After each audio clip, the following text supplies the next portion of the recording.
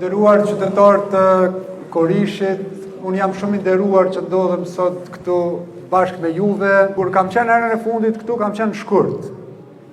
Dhe në shkurt ja u pata dhonë një lajmë këtu në tubimin që kemi marrë në këtë shkollë, se po fillojmë hartimin e projektit për ndërtimin e rrugës Korish, Kabash, që lidhet me rrugën Erinitet dhe shkon në drejtim të Brezovicës. Ne po investojmë në zona malore gjithandej Kosovës.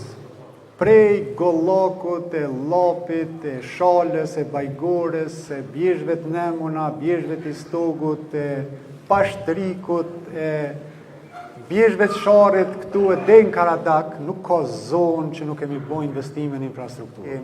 Ne deti nuk kemi në Kosovë. Ne kemi bjeshk shumë të bukura. Prandaj duhet ta zhvillojmë turizmin.